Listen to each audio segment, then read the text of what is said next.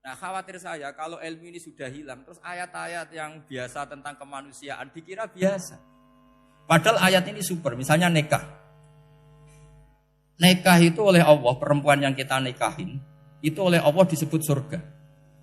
Saya punya bukti, misalnya gini ayat ya. Wala tangkihul musyrikati hatta yu'min, wala amatum mu'minatun khairum min musyrikati walau a'jabatkum. Terusannya ayat, wala tangkihul musyrikina hatta yu'minu, wala abdu mu'minun khairum min musyriki walau a'jabakum.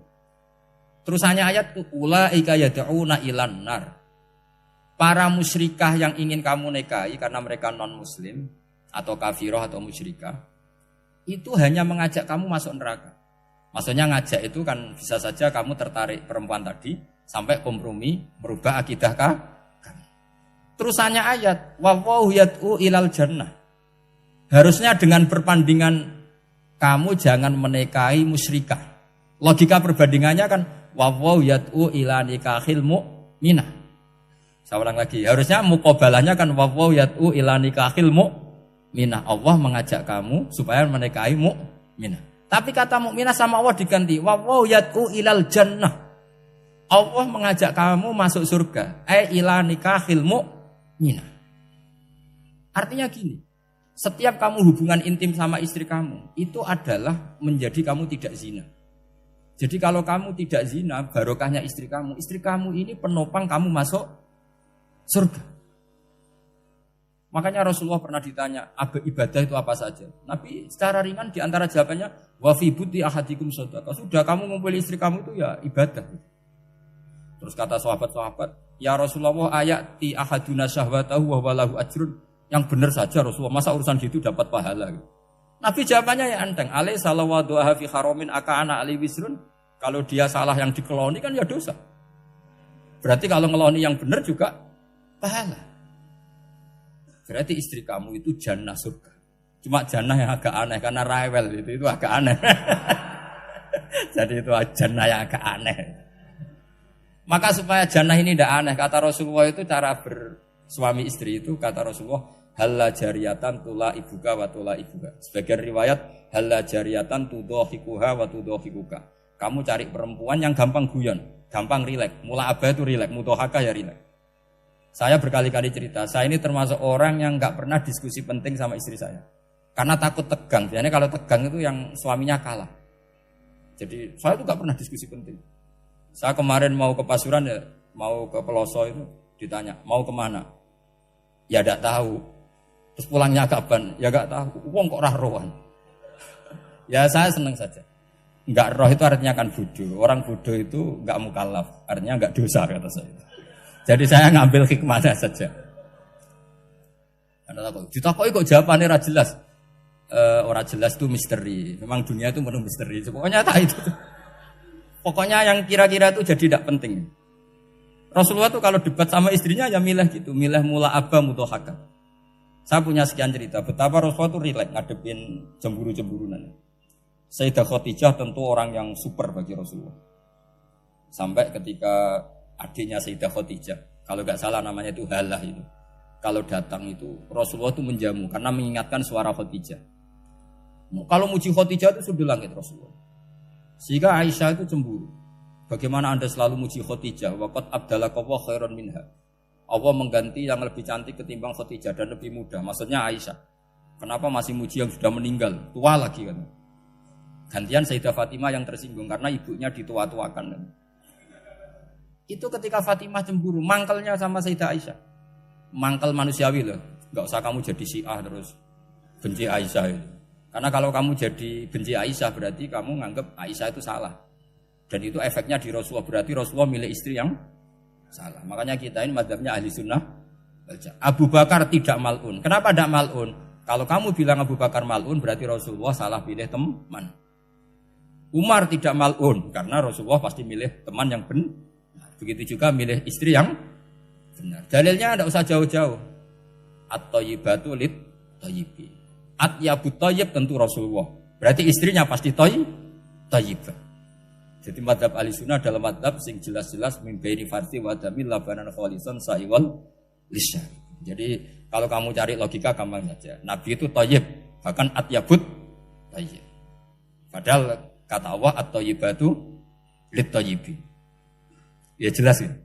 Jadi ini tidak usah dimasukkan hati tentang konfliknya Aisyah dan Fatimah. Itu biasa saja.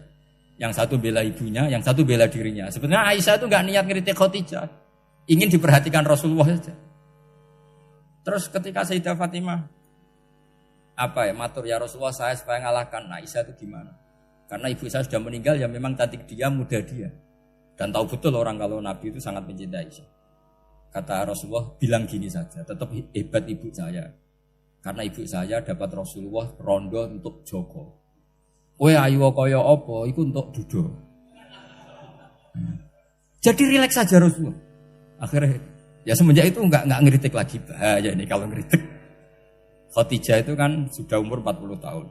Janda dapat Joko. Aisyah perawan untuk dudo. Keren mana? Keren Khadijah. Jadi tidak semua masalah itu Nabi itu menyelesaikan cara ekstrim. Nabi itu biasa mula apa?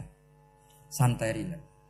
Nah, kalau para mbak-mbak ini ingin jadi surga yang enggak aneh, syaratnya jangan rewel karena di surga itu enggak boleh ada orang rewel. Tapi kalau enggak rewel sementara suami kamu enggak benar, ini namanya goblok. Maka kata Mbak Mun kalau ngijazahi santri-santrinya, "Cung bojomu kudu rewel, enggak ngono fakir," kata Mbak Mun. Tapi santri yang di belakang gremeng, "Iya, Mbah, nak fakir, nak jantungan mati." Makanya sering itu. Jadi di antara ulumil Quran itu ada istilah maudhi'ul mudmar mengganti maudhi'ud dhamir atau maudhi'ul lafzi menggantikan lafdan akhar. Itu memang agak jadi di ilmu tafsir. Tapi bagi pelakunya itu menjadi gampang.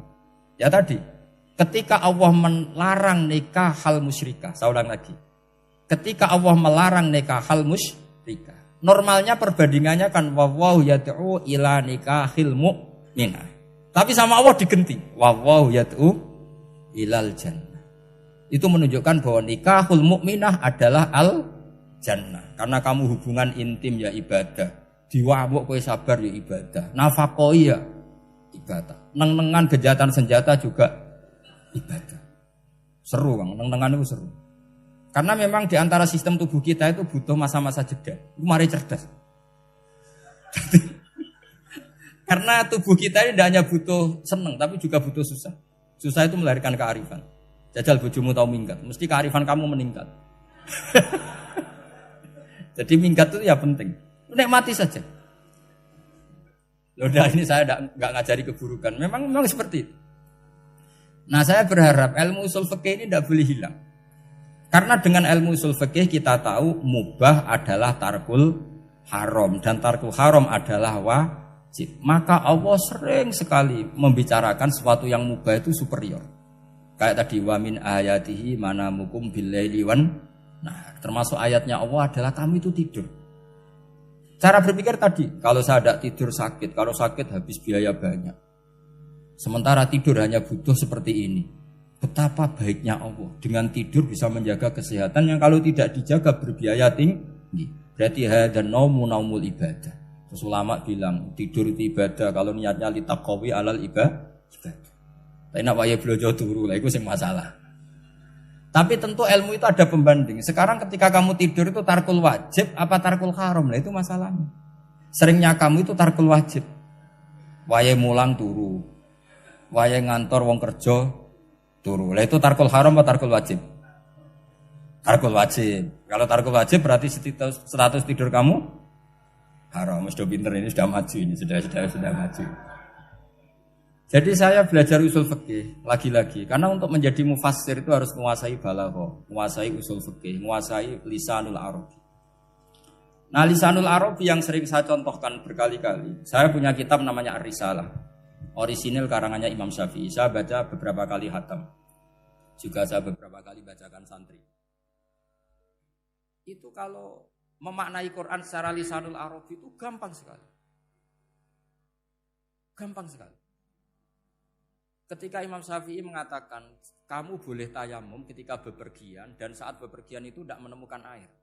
Syaratnya kamu tolabul ma', cari-cari dulu. Ketika ditanya sama ashabu Syafi'i, kenapa harus cari-cari dulu? Jawabannya enteng. Li'anna Allaha ta'ala yaqul falam tajidu ma'an wa la yuqalu liman lam yatlub lam yajid. Karena Allah ngendikan kemudian kamu tidak menemukan air. Di mana-mana tidak menemukan setelah mencari. Kalau belum mencari namanya tidak tahu. Jadi dari kata falam tajidumaan kemudian kamu tidak menemukan. Tidak menemukan berarti apa? Setelah mencari. Sehingga beliau mensyaratkan dicari-cari dulu, baru berkesimpulan tidak menemukan. Nah setelah tidak menemukan kamu baru boleh tayang. Segampang itu ilmu usul fikih di depan Imam Syafi'i. Ulumul Quran dianalisis dengan usul fikih. Ketika ditanya, kenapa Anda mensyaratkan nikah itu pakai wali? Ayatnya apa? Kalau hadisnya jelas, la nikaha illa biwaliyin mursyidin. Ayatnya apa? Imam Syafi'i secara enteng baca ayat fala ta'duluhunna ayyankihna azwajahunna idza tarawdu bainahum bil ma'ruf. Jika wanita yang kamu waleni, saya ulang lagi, jika perempuan yang kamu walikan, misalnya kamu punya anak yang umur 20 tahun ingin nikah sama seseorang. Sing seseorang ini layak. Ya misalnya kiai ya apal alfiyah. Tadi kata Mbah Mus itu muridnya Mbah Khalil itu alfiyah diwolak-walik apa. Saking seringnya belajar alfiyah kata beliau sampai santri apal alfiyah wolak-walik tapi ra roh carane jamak kosor. Karena dulu pondoknya mau pondok nahwu. Jadi kayak di ngelirap itu. Tonggone nganti apal fa'ala yaf'ulu fa'lan. Cinone weh apal saking bedino itu ujiane ra selawatan fa'ala yaf'ulu fa'lan wa ma fa'lan wa fa'ilun. Jadi pondok ya macam-macam. Itu saya tadi sampai mana itu? Tentang apa? Wali nikah tadi. Di bab fikih, saya ulang lagi di bab fikih. Itu kata Allah, jika perempuan yang kamu walikan itu ingin nikah, fala ta'duluhunna, jangan kamu larang. Kata Imam Syafi'i, kalau seorang wali tidak punya hak mewalikan, maka larangan jangan menghalangi itu tidak ada gunanya. Misalnya gini, Zaid itu tidak punya utang saya ulang lagi, Zaid tidak punya utang saya. Memang ini ilmu logika, Zaid tidak punya utang saya.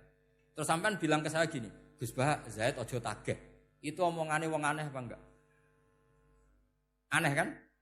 Tapi kalau Zaid punya utang saya 1 juta, terus kamu menasihati saya, Gus Zaid ojo tageh. Benar apa enggak? Wali itu punya hak melarang. Saya ulang lagi, wali berarti punya hak melarang putrinya tidak nikah. Sehingga diperintahkan Allah, kamu jangan pernah melarang. Berarti punya hak melarang. Kayak tadi, Gus ojo tageh, berarti aku dia hak nageh. Misalnya otoritas bandara ATR, pesawat Boeing sekian-sekian Lion, bolehkan landing di sini. Karena operatornya punya hak melarang. Juga punya hak mengizinkan. Tapi kalau orang lain kamu bilangin, pesawat Lion enggak boleh landing di Semarang. Orang lain yang enggak terkait dengan otoritas itu. Aneh enggak omongan itu? Aneh. Kalau wali dilarang menghalangi perempuan ingin nikah harus memberi izin maksudnya. Maka berarti wali punya hak menikahkan. Paham yang saya maksud? Makanya Imam Syafi'i mensyaratkan seorang perempuan yang nikah harus pakai wali. Jadi segampang itu. Kitab Ar-Risalah menerangkan ulumul Quran. Dan dalam banyak hal ulama dulu itu, makanya saya tadi berjanji, karena Quran itu bisa kamu baca fase, kamu dengerin suara enak ya enak, kamu dengerin logika yang enak ya enak. Jangan sampai kamu udah dua-duanya. Suaranya sudah ada enak, logikanya tidak enak, itu kacau namanya. Subhanallahi wa bihamdihi adada khalqihi wa ridha nafsihi wa zinata arsyihi wa midada kalimatihi. Subhanallahi wa bihamdihi adada khalqihi wa ridha nafsihi wa zinata arsyihi midada kalimatihi. Subhanallahi wa bihamdihi adada khalqihi wa ridha nafsihi wa zinata arsyihi midada kalimatihi.